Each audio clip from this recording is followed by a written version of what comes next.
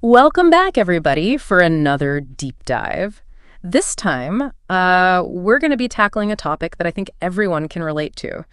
No matter how good you are with your money or how new you are to managing your finances, it's the language of money in English. We've got some awesome sources here to help us unpack this, including vocabulary lists, some common idioms, and even a real-life dialogue about money. Oh, that's a fantastic choice. It's funny. We often think of money as this universal language. Right. But, even when we're all talking about the same concepts, the words and phrases we use can really make a big difference in how we understand and manage our finances. Yeah, for sure. I remember when I first started learning about investing, all the jargon felt like a completely different language to me. It was like, whoa. But today, we're going to try to break down some of those barriers to give you the tools you need to talk about money with confidence. So, to kick things off, let's dive into some fundamental vocabulary. Our sources highlight these two words, income and expenses, as the real building blocks of personal finance. Everything else kind of stems from these two ideas. You're absolutely right. If anyone's just getting started here, income refers to any money that you receive, whether it's from your job, investments, or even something like a tax refund. Yeah. Think of it as the money flowing into your account. And then on the other side, you have expenses, which are, of course, the things that you spend money on. Rent, groceries, going out having fun, and all those little purchases that can add up really quickly. Yeah, they sneak up on you. It's like this constant balancing act. Yeah. Right. You're trying to keep that income flowing in while managing those expenses that seem like they never go away, which is where I guess the idea of a budget comes in. Yeah. Our sources emphasize how important it is to have a plan for your income and expenses. Exactly. Think of a budget like a roadmap for your money. It helps you track where your money's going, prioritize what you're spending it on, and work towards those financial goals, whether that's saving up for a down payment on a house, paying off debt, or even just having a little extra cushion in your bank account for those surprise expenses that always seem to pop up. Speaking of debt, that seems like it's another key word to understand. And it's not just about personal finances either, right? Oh, absolutely. These terms are everywhere. Business, economics, global affairs, you name it. You got it. Understanding these basic terms is super essential for just navigating the financial world around you. Debt specifically refers to any money that you owe to another person or institution. Could be student loans, a mortgage, credit card debt, or even just a loan from a friend. And managing it responsibly is crucial for maintaining a healthy financial life. Now, before we get too serious here, let's inject a little fun into this deep dive. Okay. Our sources also include a list of money idioms. And I really like idioms. I think they add so much color and personality to a language. I agree. Plus, if you can understand these, it can really help you sound more fluent, more natural when you're speaking English. For sure. Idioms can be tricky. Yeah. But they really give you a glimpse into those cultural nuances of the language. Yeah. So let's break down a few of these money idioms that you might hear in everyday English conversations. The first one that comes to mind for me is break the bank. Oh, yeah, I've definitely heard that one before. It basically means something is too expensive, right? Like, ugh, that new phone I want is going to break the bank. Exactly. It really captures that feeling of just spending way too much money, like you're literally emptying your bank account. And while we're talking about overspending, there's another one, another classic idiom. Money doesn't grow on trees. Oh, yeah. My parents used to tell me that all the time. Right. And it's a good reminder that money is a limited resource that you got to earn. You got to manage it responsibly. It's funny how those little idioms, the ones we hear when we're kids, they really stick with you, huh? Okay, so we've got break the bank and money doesn't grow on trees. What other money idioms should we add to our arsenal? Well, there's a really interesting one that you can use all the time. A penny for your thoughts.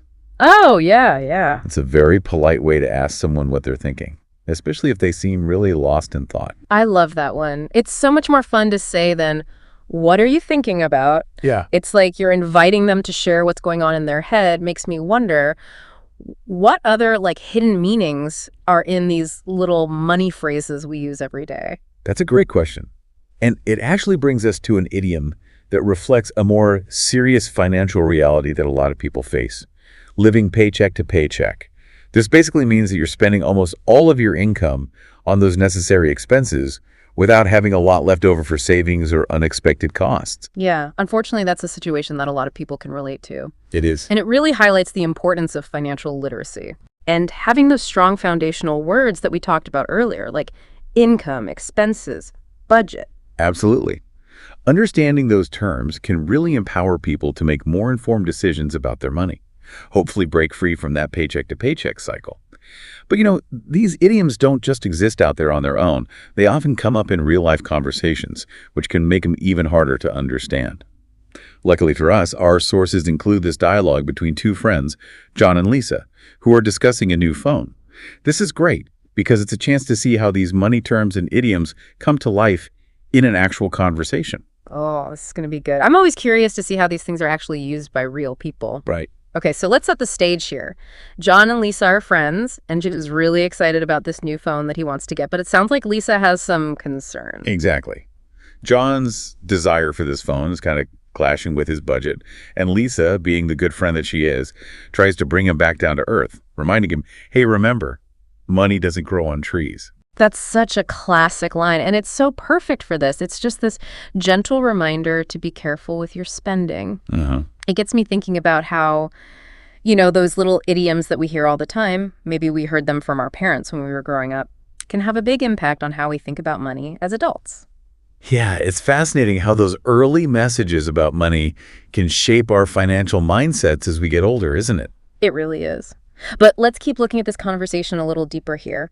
Lisa doesn't just use these little sayings, right? Right. She also encourages John to check his budget before he does anything. Exactly. Lisa's advice to check the budget really shows how practical this concept is.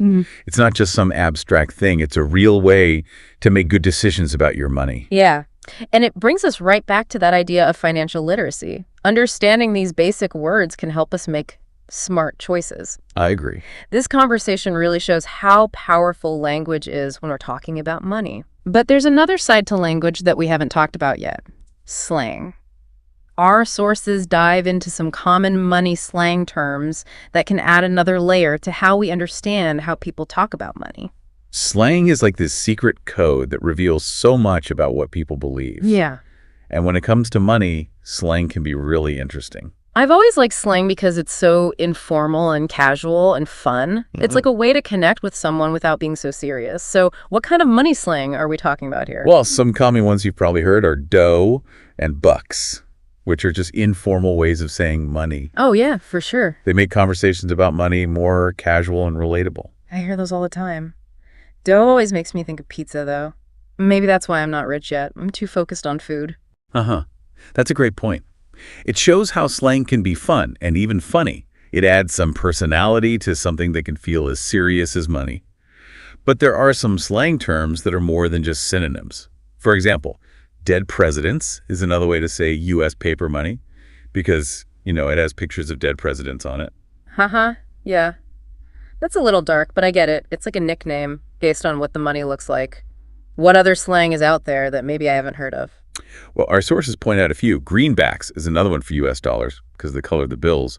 And then you've got smacker, which means a dollar, but it's more commonly used in Australia and New Zealand.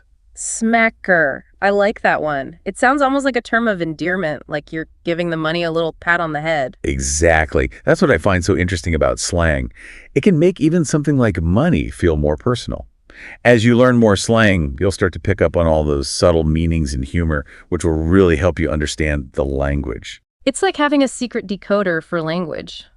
But speaking of decoding, our sources also go into some common financial acronyms, which can be really confusing. Oh, absolutely. There are so many acronyms used in finance. It's easy to get lost. It really is. It's important to know what they mean so you can make good decisions about your money. Let's start with a simple one. ATM, which stands for Automated Teller Machine. Oh, yeah. Everyone knows ATM. I think it's gone beyond being an acronym. It's just an ATM. But thinking back to when I first started learning English, I remember being so confused by all the acronyms. It's crazy how fast those acronyms just become part of our everyday vocabulary. But then there are some that are more complicated, like APR, which means annual percentage rate. This is how much it costs to borrow money over a year. Understanding APR is so important when you're taking out a loan or using credit cards. I wish I had understood that one better when I was younger. Definitely something you need to know, especially if you want to avoid those break the bank situations. What other acronyms should we know? A big one is CD, which means Certificate of Deposit. It's a savings account that gives you a fixed interest rate for a specific amount of time. CDs can be a good option if you want a low-risk investment where you're guaranteed to get something back. Right, and then there's IRA, which is an individual retirement account. Yes. This is a special type of account to help people save for retirement. Exactly. IRAs can be a little complicated. There are different types and rules. But the idea is to encourage people to save for the long term and give them some tax breaks along the way. All of these acronyms and the vocabulary and idioms we talked about really show you how much language is involved when we talk about money. Yeah, it's like we're putting together a whole toolkit for talking about money in English. But, beyond just the words themselves, I think it's so interesting how language reflects our attitudes and beliefs about money. You're absolutely right. It's not just the words, it's about the deeper meaning they carry. The words and phrases we use show if we see money as security, stress, freedom, or even power. It's like money is a mirror, and language is the reflection. It shows us our financial habits and even our values and beliefs. Exactly. And by looking at that reflection, we can really understand ourselves better. We can see what role money plays in our lives and in society as a whole. Wow, that's a powerful thought. It makes me realize how much I take language for granted when I'm talking about money. It happens. But as we've seen today in our deep dive, the language of money has so many sides to it. From basic vocabulary to colorful idioms to slang terms that make our money conversations more lively. It's like we've been on this treasure hunt, uncovering all these hidden meanings and connections between language and money. But before we finish up, what are some key things our listeners should take away from this? What should they be thinking about as they deal with money, not just in English, but in their own lives? I think the biggest takeaway is to just pay attention to the power of language. The words we choose affect how we think, how we feel, even how we act when it comes to money. By learning more financial vocabulary, understanding the nuances of those idioms and even the slang and those acronyms, we can communicate better, make good decisions, and maybe even challenge our own ideas about wealth, spending, and saving. It's like language gives us the tools to be more financially fluent, not just in English, but in life in general. I love that. It perfectly sums up what we've talked about today. Well, on that note, I think it's time to cash out on this deep dive. Pun intended, of course. I wouldn't expect anything less from you. Yeah. But before we say goodbye, let's give our listeners one last thing to think about. As we saw today, the language of money is always changing, just like our relationship with money itself. So notice those money-related phrases you hear every day. What idioms do your friends and family use? Does your culture have its own special slang for wealth or debt? Those little differences can tell you a lot about cultural values and personal experiences. So keep exploring, keep learning, and keep asking questions about the language of money. You might be surprised by what you find out, not just about language, but about yourself and the world around you. And as we dig into this dialogue a little bit more, you'll notice how John's excitement about this phone is almost like you can reach out and touch it. He's so caught up in the idea of having the latest technology. But Lisa, being a good friend, tries to bring him back down to reality. Reminding him that money doesn't grow on trees. Right. Such a classic. It is. And it's so effective here. It's just a gentle reminder that he needs to think about his spending. Yeah. It makes me wonder how these idioms we hear so often when we're young really affect how we handle money as adults. It really is interesting how those early messages can shape our whole financial mindset as we get older, right? Totally. But as we look closer at this conversation, Lisa doesn't just rely on these idioms, right? Right. She actually tells John to check his budget before he buys anything. Exactly. Lisa's advice to go back and check that budget shows how useful a budget really is. It's not just some abstract concept. It's a real tool to help you make smarter money choices. Totally. And it brings us right back to that idea of financial literacy that we were talking about earlier. Yeah. Understanding those basic terms can help us make better decisions. Exactly. This conversation really shows how important language is when we talk about money. Yes. But there's another aspect to language that we haven't touched on: slang. And our sources actually get into some common money slang, which can add another layer to how we understand what people are saying about money. Slang is interesting. It's like a secret code. It can reveal a lot about a culture's beliefs and values. And when it comes to money, slang can be especially insightful. I've always been fascinated with slang. It's so informal, so playful. It's like a way to connect with people on a less serious level. Yeah. So what kind of money slang are we talking about here? Well, some common ones that you've probably heard are dough and bucks, which are just informal ways to say money. They make conversations about money more casual and easygoing. Yeah, those are definitely ones I've heard. Dough always makes me think of pizza, though. Maybe that's why I'm not a millionaire. Ah, Too focused on food. that's a great point, though. It shows how slang can be lighthearted, even funny. Uh-huh. It adds some personality to something as serious as money. But some slang words go beyond just simple synonyms. For example, dead presidents is slang for U.S. paper money. Because, well, it has pictures of dead presidents on it. Right. It's a little morbid. It is. But I understand it. It's just a nickname based on how the money looks. Are there any other slang terms out there that maybe I haven't heard before? Oh, yeah. Our sources mention a couple. Greenbacks is another one for U.S. dollars because of the color. And then there's smacker, which is slang for a dollar, but it's more common in Australia and New Zealand. Smacker. Okay. Kind of like that one. It sounds almost like a term of endearment. It does. Like you're giving the money a little hug or something. Exactly. That's what makes slang so interesting. It can make something as impersonal as money feel more personal. And as you learn more slang, you'll pick up on all those subtle meanings and humor, which really enriches your understanding of the language. It's like having that secret decoder ring for the language. Exactly. But speaking of decoding, our sources also delve into some common financial acronyms, which, let's be honest, those can be a real head-scratcher sometimes. Oh, absolutely. Finance is full of acronyms. It's so easy to get lost. It's important to understand what they mean so you can make smart decisions about your money. Let's start with a really basic one, ATM, which stands for Automated Teller Machine. Oh, yeah. Everyone knows ATM. Right. It's become so common we forget it's an acronym. It's true. It's just ATM. Yeah. But I remember when I first started learning English, all the acronyms were so confusing. It's amazing how quickly we learn them and start using them without even thinking. But some are a bit more complex, like APR, which stands for Annual Percentage Rate. Oh, yeah. This is the cost of borrowing money over a year. Right. It's super important to understand APR when you're thinking about getting a loan or using a credit card. Man, I wish I'd understood that one better when I was younger. Definitely something everyone needs to know, especially if you want to avoid those break the bank situations. For sure. Are there any other acronyms we should be aware of? Definitely. There's CD, which means Certificate of Deposit. Mm-hmm. It's a type of savings account that gives you a fixed interest rate for a set period of time. CDs can be good if you want a low-risk investment that guarantees you'll get some return. Right. And then there's IRA, which stands for Individual Retirement Account. Yes. This is a special type of account that's meant to help people save for retirement. IRAs can be a little tricky. There are a few different types and they have different rules, but the main idea is to help people save for the long term and get some tax benefits along the way. These acronyms, the vocabulary and the idioms we've talked about today, really highlight how much language is connected to money. It's like we're building this whole toolbox for talking about finances in English. Exactly. But beyond the practical stuff, I think what's really interesting is how language actually shows our attitudes and beliefs about money. You're absolutely right. It's not just the words themselves, it's the deeper meaning they carry. Yeah. The words and phrases we use reveal whether we see money as security, stress, freedom, or even power. It's like money's this mirror. And language is reflecting, showing us not just our habits with money, but also those deeper values and beliefs. Exactly. And by looking at that reflection, we can gain a much deeper understanding of ourselves and the role that money plays in our lives and even society as a whole.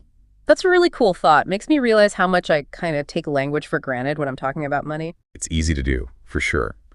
But as we've learned today in our deep dive, the language of money is so complex. It's everything from those basic words to all those colorful idioms and even those slang terms that add some fun to our conversations about money. It really feels like we've been on this treasure hunt, finding all these hidden meanings and connections between language and money. But as we wrap things up here, what are some of the key things our listeners should remember? What should they be thinking about when it comes to money, not just in English, but in their own lives? Well, I think the most important thing to remember is that language is powerful. The words we choose can really affect how we think and feel, and even how we act when it comes to money. By expanding our financial vocabulary, understanding all those little nuances, the idioms, the slang, even the acronyms, we can communicate better, make more informed decisions, and maybe even challenge our own ideas about wealth, spending, and saving. It's almost like language gives us the tools to be more financially fluent, not just in English, but in life in general. I love that analogy. I think that's a perfect way to sum up our deep dive today. Well, on that note, I guess it's time to cash out on this deep dive. I knew you were going to say that. Had to get one more pun in there. But before we go, I think we should leave our listeners with one last thing to think about. Right. As we've seen today, the language of money is always changing, just like how we relate to money itself. So pay attention to how people talk about money in your daily life. What idioms do your friends and family use? Does your culture have any unique slang terms for wealth or debt? Right. Those little details can tell you so much about cultural values and personal experiences. So keep exploring, keep learning, and keep asking questions about the language of money. You might be surprised by what you discover, not just about language, but about yourself and the world around you. Thanks for joining us for another deep dive. See you next time.